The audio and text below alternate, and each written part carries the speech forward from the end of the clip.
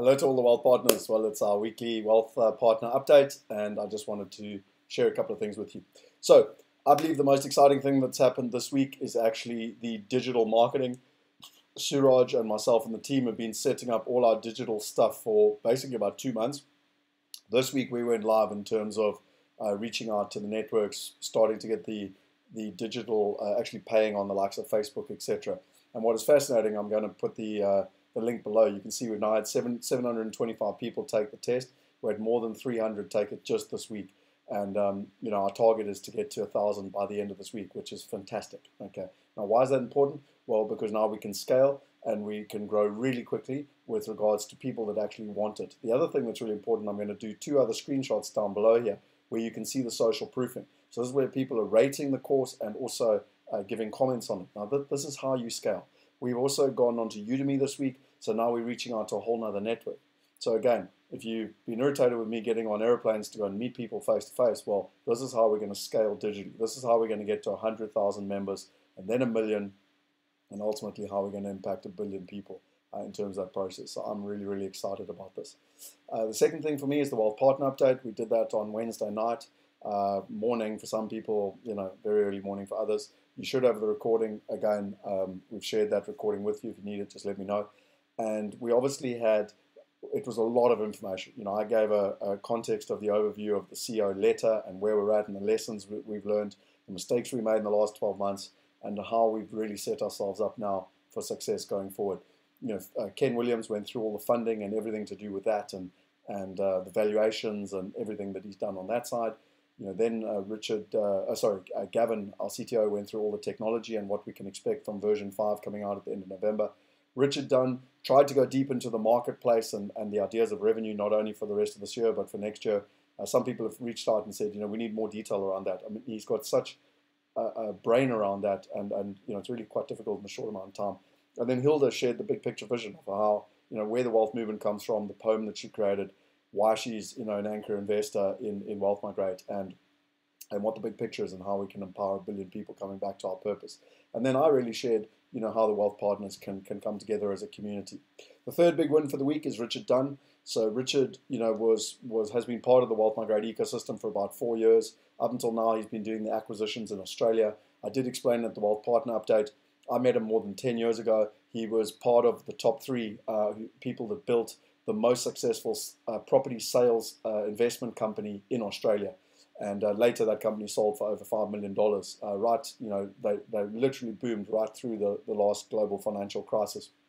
I then watched him go on and work in a company called Ruach, again, growing that company dramatically. The company before actually doubled their sales in less than 12 months with the whole affiliate channel partner program, which is how I met him.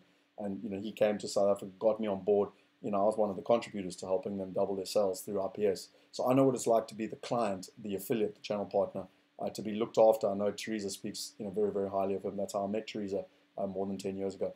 Then he went to Ruach, and I watched that company grow really fast through Southeast Asia and companies like Indonesia and the Philippines, and really it was amazing. And then he went on and worked with companies in China in terms of that whole growth strategy, in terms of, I can't remember the name right now, but really, really exciting. And so the reason I approached him is that we don't need someone for Australia. We need someone for global. Up until now, our mistake has been we've had people looking after supply. We've had people trying to be, driving sales. We've had a separate person driving the affiliate and channel partner program. We've had a separate person driving the Wealth University and the revenues that come out of that, etc., etc., etc. And what we basically created is a head of global revenue that will encompass all of that. So supply, demand, the Wealth University, all the different revenue streams. And basically his goal, what he'll be measured upon, is whether we hit our revenue targets. And how do you do that? Well, it's all about relationships, and he's the best in the world that I know in terms of building those relationships. A great example is he's just been waiting to really embrace this opportunity, and he's got a contact in India that's the biggest financial planners in India. They've got 27 or 28,000 financial planners across India. And now that he's taken over that role, I just look forward to great things in terms of us really expanding and growing our revenue in terms of where we're at. The fourth thing for me is Kensington. Richard's also been a trooper in that, and working. It's the Kensington's the thorn in our side, and we got confirmation today that the funding looks like it's 100%. It's never 100% till it's in the bank, but that'll be a massive win for the company, and let's celebrate that when it happens. But it seems to be we're getting there. The fifth thing for us is that we cancelled 0 to 1. Now, this is quite an interesting one for me. As per the way we do all our deals, is that the investors get to make the decision. More than 80% of people decided to cancel it.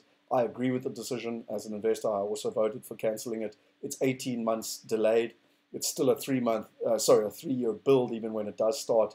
And, who knows where the world's going to be economically in the next 2 years. I believe that people can take their cash and invest it into an income-producing asset.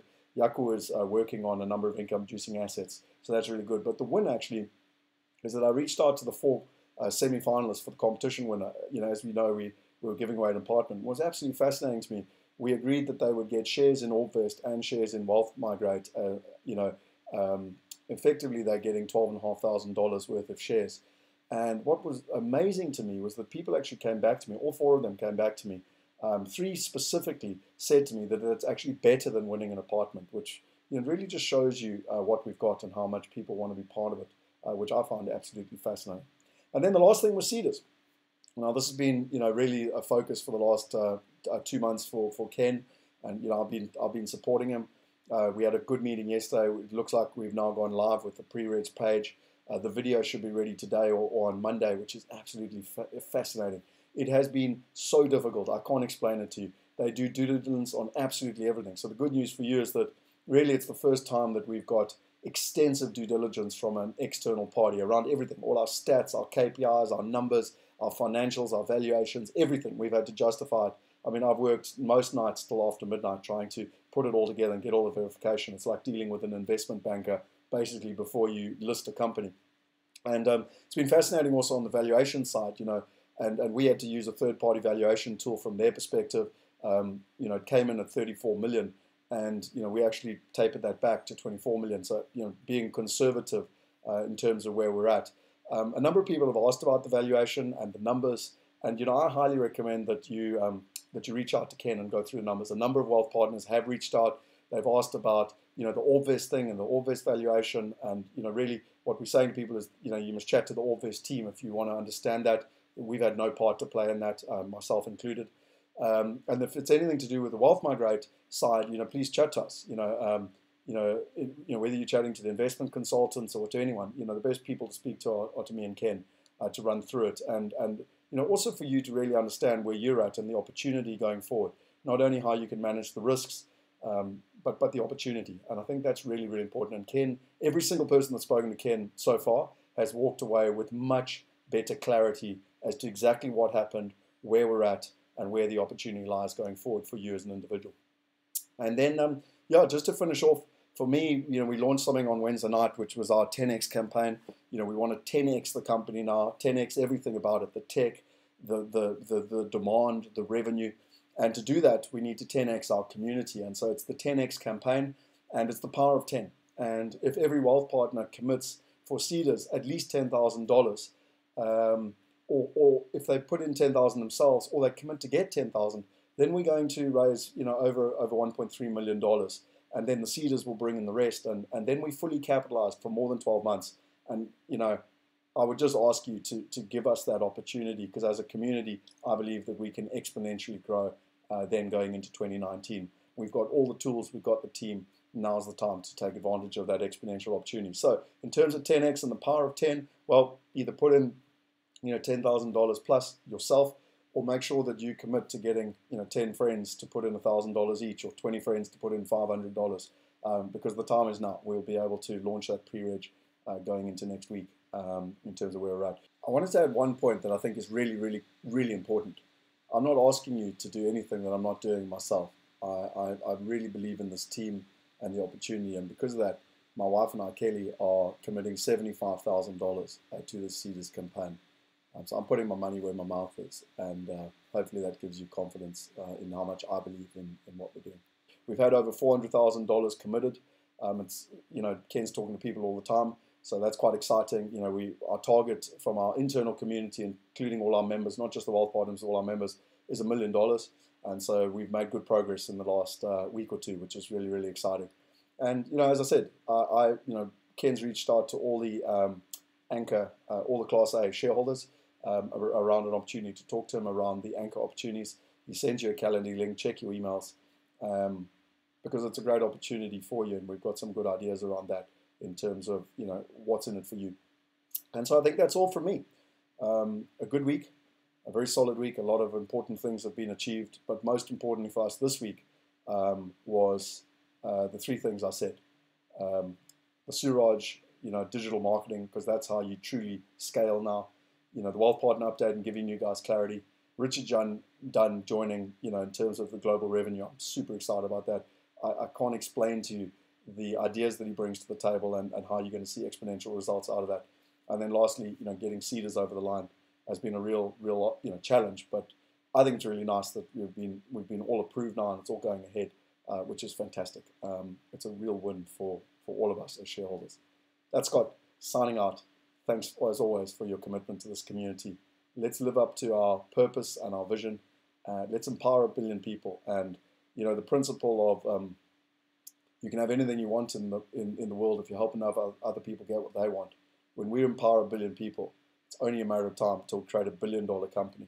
And I just remind you, if we emulate what Amazon's done, a $10,000 investment equals $12 million in Amazon 20 years later. Just think of what it could mean to you as an individual. Cheers.